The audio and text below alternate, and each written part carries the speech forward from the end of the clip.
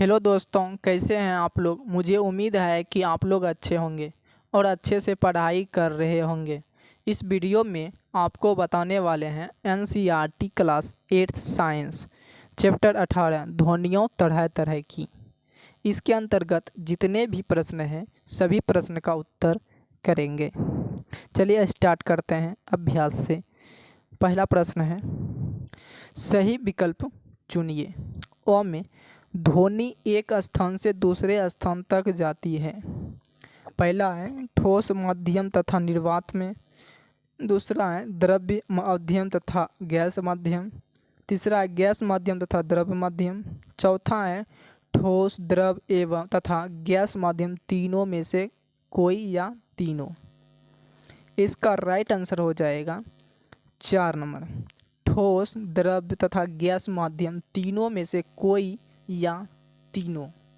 Clear है, मतलब कोई एक, तीनों में से कोई एक या तीनों भी हो सकता है। अगला है ब नंबर, अश्रव्य ध्वनि कहलाते हैं। 20 हर्ज से, इसको एच जेड को हर्ज पढ़ा जाता है। 20 हर्ज से कम आवृत्ति, 20,000 हर्ज से अधिक आवृत्ति। तीसरा है 20 हर्ज से 20,000 हर्ज के बीच की आवृत्ति। और चौथा हो जाएगा इनमें से कोई नहीं। इसका राइट आंसर हो जाएगा 1 नंबर, 20 हर्ज से कम आवृत्ति वाली ध्वनि अश्रव्य ध्वनि कहलाते हैं। क्लियर है। अगला है स्व, किसी कपित वस्तु का अपनी मध्य स्थिति से दोनों और अधिकतम दूरी तक का विस्थापन कहलाता है। पहला है आवृत्ति, दूसरा आयाम, तीसरा आवर्तकाल, चौथा तारकत्व। इसका राइट आंसर हो जाएगा ऑप्शन नंबर 2, आयाम। क्लियर है। अगला है दूसरा क्वेश्चन है, उचित शब्दों द्वारा रिक्त स्थानों की पूर्ति कीजिए।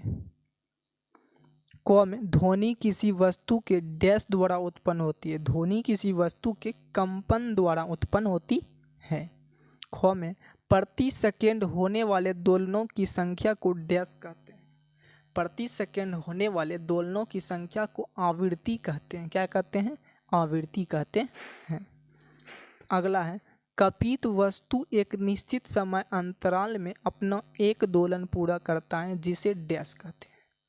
जिसे डैश कहते हैं। कपित वस्तु एक निश्चित समय अंतराल में अपना एक दोलन पूरा करता है जिसे आवर्तकाल कहते हैं। क्या कहते हैं? आवर्तकाल। अगला है, अवांछित ध्वनि को डैश शोर कहते हैं जिसे कम करने का उपाय करना चाहिए। अवांछित ध्वनि को शोर कहते हैं जिसे कम करने का उपाय करना चाहिए। क्लियर है। अगला क्वेश्चन है, निम्न खाद्य यंत्रों में उस भाग को पहचान कर लिखिए जो ध्वनि उत्पन्न करने के लिए कंपित होता है। ढोलक का उत्तर हमें है ढोलक। ढोलक है चमड़े की सतह।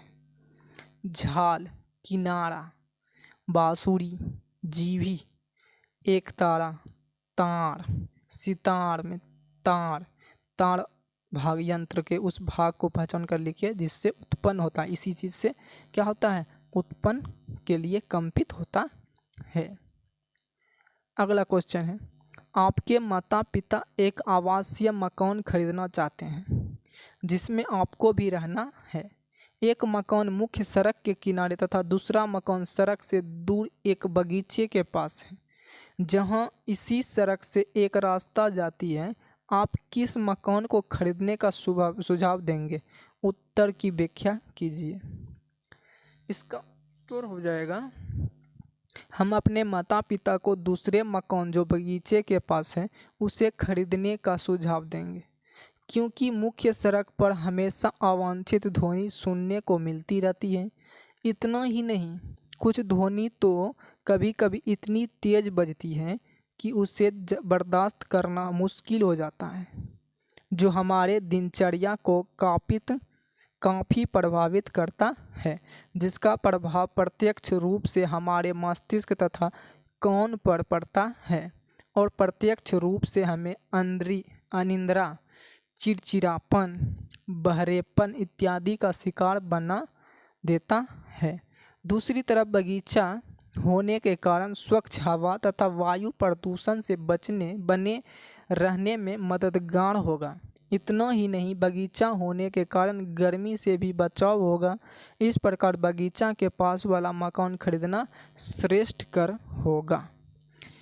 सही बात है, क्लियर है, समझ गए? आप लोग को अगर ऐसा मौका मिले तो आप भी बगीचा वाला ही मकान चूज करिएगा। ये नहीं कि आप रोड के बगल में चूज कर लेते हैं, उधर से गाड़ी आ रहा है, हुर्र बजा रहा है, सीटी बजा रहा है।